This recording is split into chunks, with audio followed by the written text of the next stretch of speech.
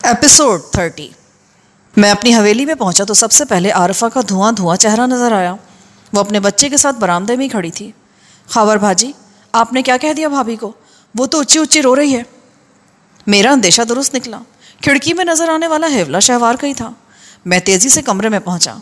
शहवार बड़े तैश के आलम में अपने कपड़े अटैची केस में रख रही थी। तमतमाए हुए चेहरे वाली रशीदा भी पास ही खड़ी थी। मुझे देखकर रशीदा साथ वाले कमरे में ओझल हो गई। क्या बात है शहवार, क्या कर रही हो? मैंने उसके शाने पर हाथ रखा। उसने एक झटके से मेरा हाथ पीछे हटाया। खबरदार, दूर हो जाओ मुझसे। जाओ अपनी उसी सहेली के साथ घुस कर बैठो। तुम्हारी असल वोटी तो वही है। मैं तो यहाँ बस अपना खून साड़ने के लिए आई हूँ। जाओ सफ़े कुटनी के पास, उसके कलेजे की आग ठंडी करो। शहवार, मुंह संभाल कर बात करो। ये क्या कह रही हो? अब मैं मुंह संभाल कर बात नहीं करूँगी। वही करूँगी जो देख रही हूँ, सुन रही हूँ। सारी दुनिया कहती थी तुम उस जनानी के जाल में हो, वो तुम्हें अपने जाल से नहीं निकलने देगी। पर मैं अपने आप को तसल्लियाँ देती थी। समझती थी मैं तुमको बदल लूँगी, अपनी मोहब्बत और खिदमत से तुम्हें ठीक कर लूँगी। पर यह मेरी भूल थी ये मेरी। तुम गलत समझ रही हो। अब ऐसा कुछ नहीं है। वो सब पुरानी बातें हैं। मैं वहाँ सिर्फ हामिद का पता लेने गया था। तुम जानती हो, मैं सब जानती हूँ। तुम बिल्कुल बेकसूर हो, और तुमसे बड़ी बेकसूर वो है। वाली जी की ज़िंदगी में ही उसने तुमसे याराना पाला हुआ था। अब उनकी मौत के बाद भी उसे शर्म नहीं आ रही। दुनिया को दिखाने के लिए उसने मुझे तुम्हारे नाम की बीवी बनाया है। असल बीवी वो खुद है। असल बीवी। वो गंदी जात हमें कभी आबाद नहीं होने देगी। खामोश। मैं दौड़ा। मेरा जोरदार तमाचा शहवार के गाल पर लगा। वो लड़खड़ा गई, फिर संभली और शदीद तैश के आलम में मजीद ज़ोर ज़ोर से चिल्लाने लगी। वो बिल्कीस के लिए जो अल्फाज बोल रही थी उन्हें सुनना और सहना मेरे बस में नहीं था। यूँ लगता था कि बिल्कीस के लिए उसके अंदर जो लावा पक रहा था वो फट पड़ा है। जब वो चुप नहीं हुई तो मैंने उसे बालों से पकड़कर झंझोड़ा और हथेली से उसका मुंह ढाँप दिया। चुप कर जा, नहीं तो मैं तुझे जान से मार दूंगा। इसी दौरान बेबे, आरफा और रशीदा वगैरह अंदर आ गईं। उन्होंने शहवार को संभाला। मुझे डर महसूस हो रहा था कि अगर मैं वहाँ रहा तो तैश के आलम में शहवार को फिर थप्पड़ वगैरह मार दूंगा। मैं वहाँ से निकल आया और बाग वाले डेरे पर चला गया। रात 9 बजे के करीब तैमूर ने डेरे पर आकर मुझे इत्तला दी कि शहवार अभी और इसी वक्त किला वाला जाना चाहती है। उसने अपना सामान तैयार कर लिया है और ड्राइवर असलम से गाड़ी भी मंगवा ली है। तो मैं क्या करूँ?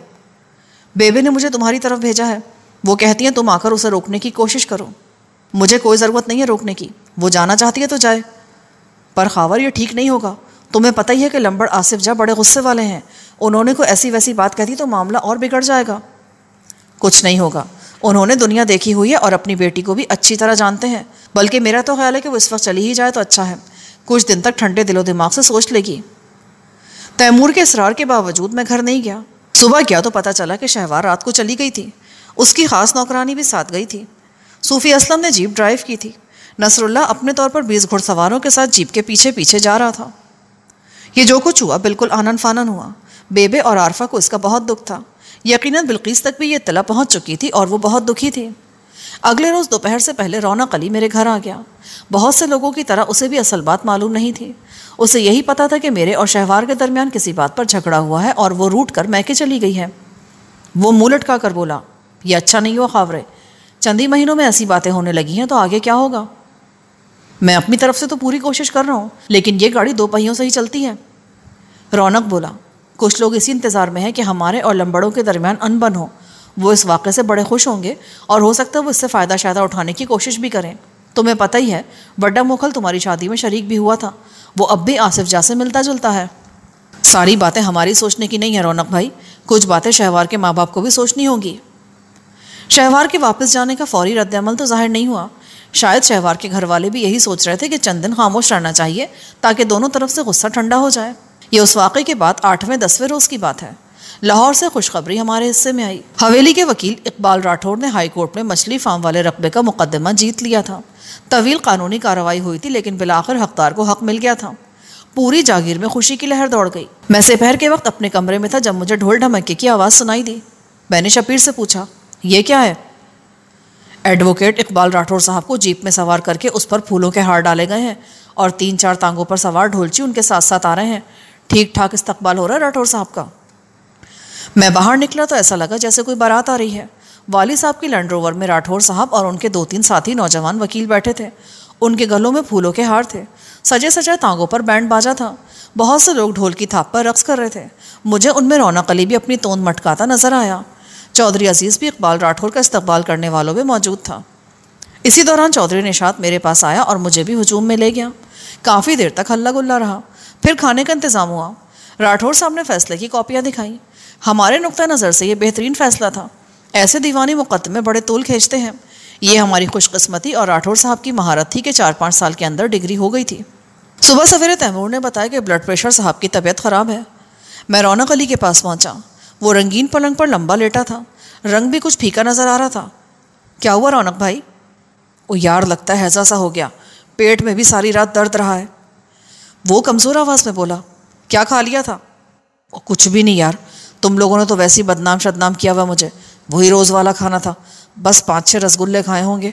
आखिर खुशी का मौका था। तैमूर रौनक के पीछे खड़ा था। उसने मुझे आंख से इशारा किया और यखनी वाला प्याला दिखाया। मैंने लंबी सांस लेकर कहा, रौनक भाई, 5-6 रसगुल्ले आपका क्या बिगाड़ सकते हैं? मैंने तो आपको 5-6 किलो तक खाते देखा है। मेरा तो ख्याल है जो आपने ज़बरदस्त यखनी कोर्स शुरू किया हुआ था ना, उसी ने आपको पंक्चर किया है। कोई और मौका होता तो रौनक अली सख्त मज़ाहमत करता और मुमकिन था कि यखनी की तौहीन पर लाल पीला हो जाता, मगर उस वक्त वो बस कमज़ोर सी आवाज़ ही निकाल सका। मेरा तो नहीं ख्याल कि यखनी की वजह से ऐसा हुआ है। और मेरा ख्याल है कि हाथी को भी इतनी यखनी रोज़ाना पिलाई जाए तो वह अस्पताल में दाखिल हो जाए। खुदा के लिए रौनक भाई, खुदा के लिए अपने आप पर तरस खाओ। मैंने उसके सामने बाकायदा हाथ जोड़े। आप दिन रात नई शादी के चक्कर में पड़े हुए हैं और ये नहीं सोच रहे कि शादी करने के लिए ज़िंदा होना ज़रूरी है। और अगर आपको बुरा ना लगे तो एक सच्ची बात कहूँ, वो बस कमज़ोर सी हूँ करके रह गया। वो लड़की कितनी भी अच्छी है, पर है तो तवाइफ़ज़ादी। मैं नहीं समझता कि आपको उससे शादी करनी चाहिए। ऐसी शादियाँ हिदायतकार हसन तारक की फ़िल्मों तक तो शायद कामयाब हो जाती हैं, पर आम जिंदगी में नहीं होती। लेकिन यार शेरशाह, वो तो बिल्कुल और तरह की कुड़ी है। वो गुनाह की ज़िंदगी से निकलना चाहती है। ऐसी सारी कुड़ियाँ और तरह की होती हैं और वो गुनाह से निकलना चाहती हैं। लेकिन किसी को गुनाह से निकालना और नेक कामों की तरफ लाना बड़ी बात है। रौनक भाई, तुम नेकी फैलाने का कोई और तरीक़ा भी तो इख्तियार कर सकते हो। तुम्हें पता ही है, कुछ साल पहले चौधरी निशात ने भी इसी तरह नेकी फैलाने और गुनाह मिटाने का एक तरीक़ा इख्तियार किया था। उस तरीक़े ने निशात साहब को करीबन 10 एकड़ ज़मीन का टीका लगाया था और अब वो तरीक़ा फिर से लाहौर के बाज़ार हुसन में नाचता है। मेरा ख्याल है शायद गुलशन आरा नाम था उस तरीक़े का। ओ यार शेरशाह, तुमने उस कुड़ी को देखा शेखा होना तो फिर इस तरह की बात ना करो। अच्छा चलो ऐसा करते हैं, मैं तुम्हें उसकी बहन दिखा देता हूँ।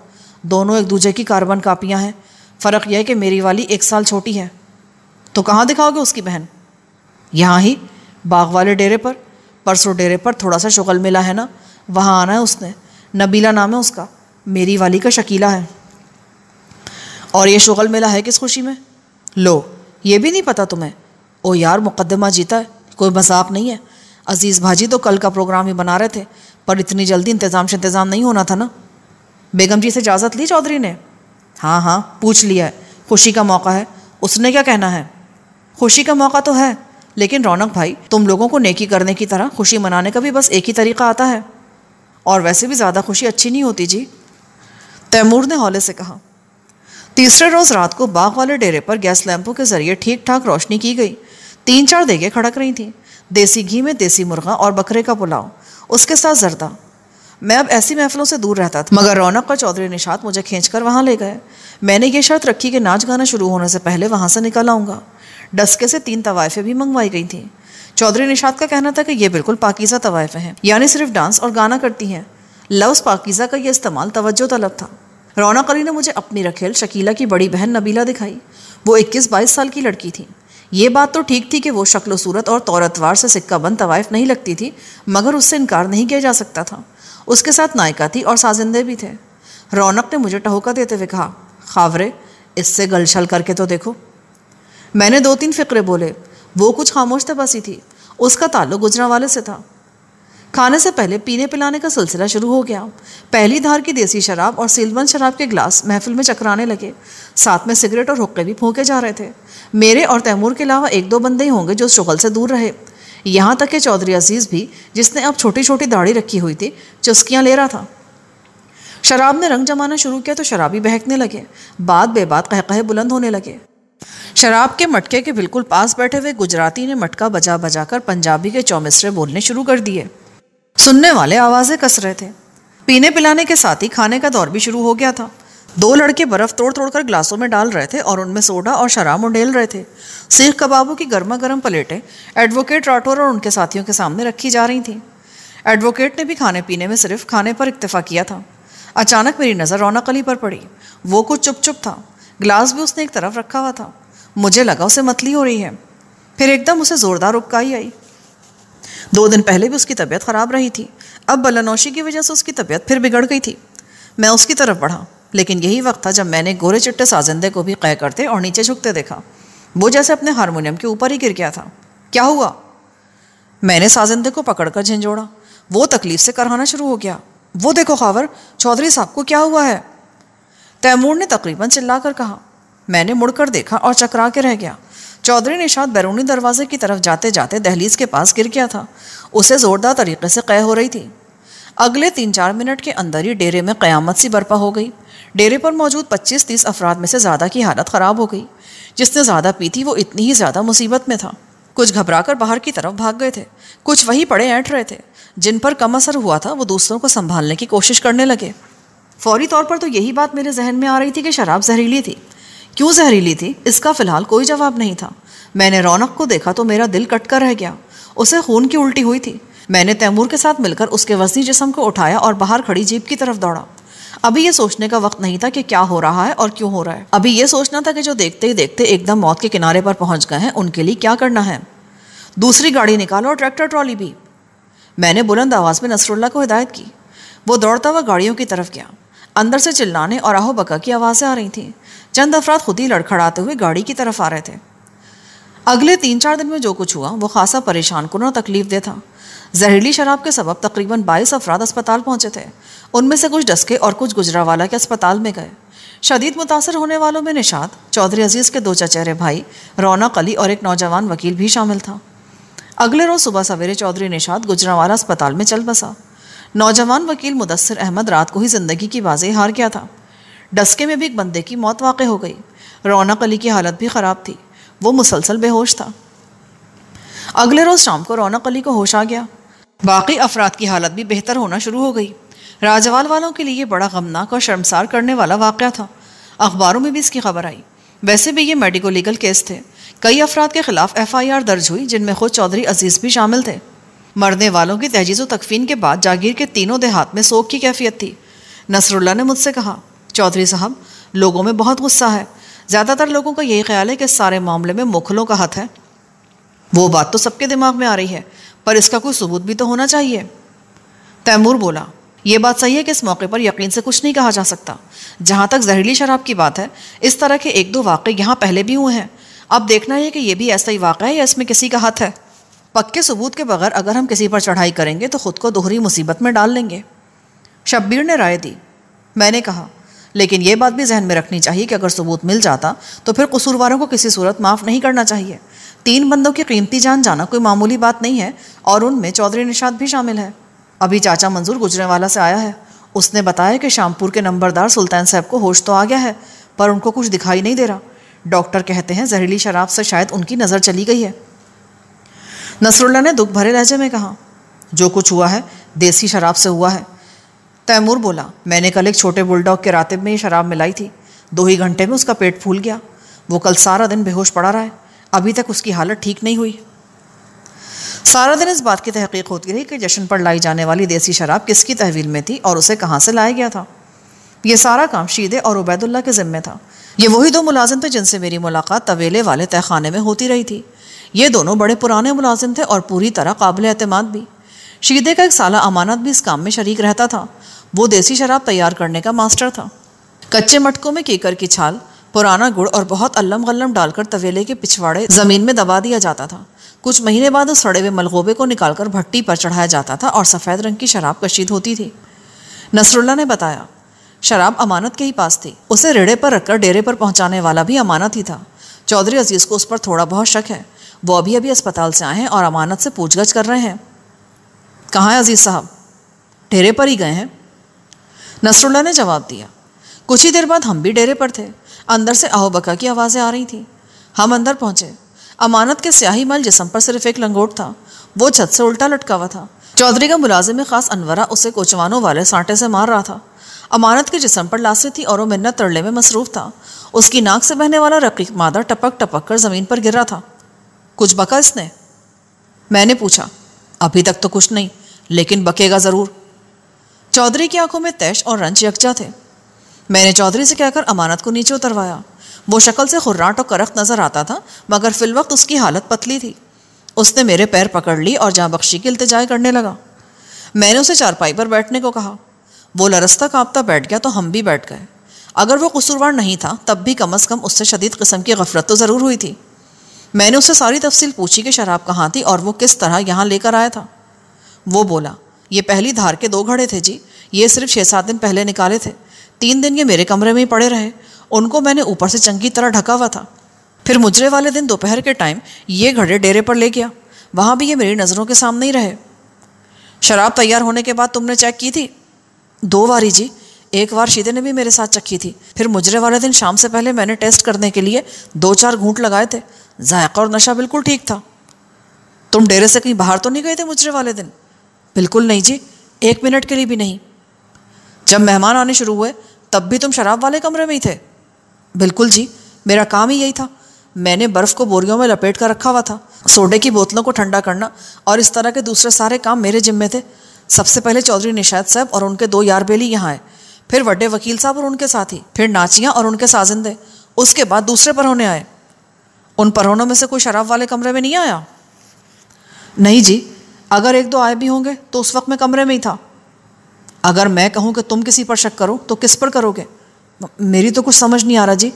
देखिए जी, अगर शराब पहले से जहरीली होती तो मेरे साथ भी कुछ ना कुछ ज़रूर होता, और मैं तो जी अल्लाह के फजल से सूंघ कर बता सकता हूँ कि शराब जहरीली है या नहीं। इसका मतलब है कि जो कुछ भी हुआ शाम के बाद हुआ। मैंने अमानत से चंद सवाल मज़ीद पूछे। मैं पूरी तरह मुतमईन नहीं था, फिर भी उसकी हालत देखते हुए उससे मज़ीद मारपीट मुनासिब ना समझी। मैंने उससे कहा कि वो कपड़े पहन ले। जब वो लरसता कांपता कपड़े पहन रहा था तो एक चीज़ देखकर मैं ज़रा चौंका। उसकी सफ़ेद बनियान के ऊपर सुर्ख सा दाग था, जैसे लिपस्टिक का नक्श हो। ये बनियान दिखाओ मुझे। वो ठिठका, फिर पसीने की बू वाली बनियान मेरे हाथ में थमा दी। मैंने रोशनी की तरफ ध्यान से निशान को देखा, सूंघा। यह बिलाशुबा लिपस्टिक का निशान था।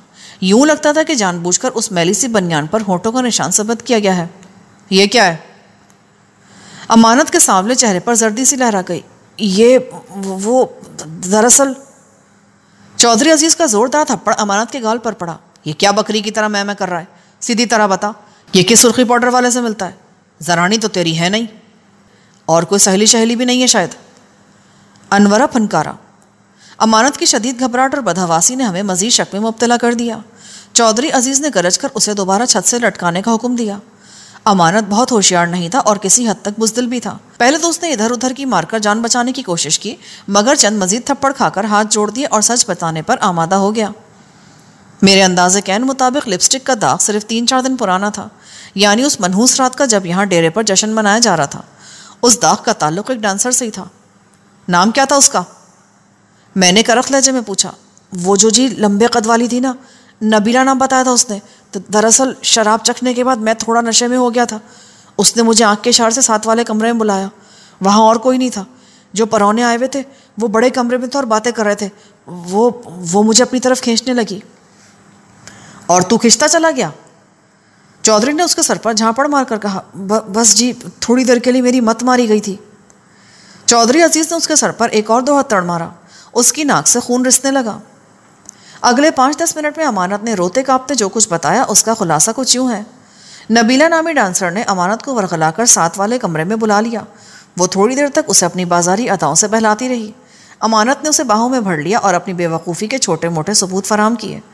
जब वो जाने लगी तो अमानत ने जाहिल आशिकों की तरह कहा, सोनियो, अपनी को निशानी तो देते जाओ। उसने अदा के साथ अमानत की कमीज़ उठाई और उसकी छाती पर बाएं तरफ अपने सुर्खी से लिथड़े होठों का नक्श बना दिया। ये नक्श उसकी बनियान पर बना। अमानत के उस बयान के बाद हमारे शक का रुख खुद ब खुद नायका अख्तरी बाई और उसकी पार्टी की तरफ मुड़ गया। दिमाग में यह ख्याल आ रहा था कि अमानत को जश्न से कुछ देर पहले दूसरे कमरे में बुलाने की कोई वजह हो सकती है, और शायद यही वो वजह थी जिसने शराब को जहरीला किया था। इससे पहले भी 1-2 दफ़ा मेरा ध्यान तवाइफ़ों और साजिंदों की तरफ गया था, लेकिन फिर यह सोचकर मैंने अपना ख्याल रद्द कर दिया था कि शराब नौशी की वजह से 2 साजिंदे भी तो बेहोश हुए थे। अब इस नई सूरत हाल में शक फिर पुख्ता होने लगा।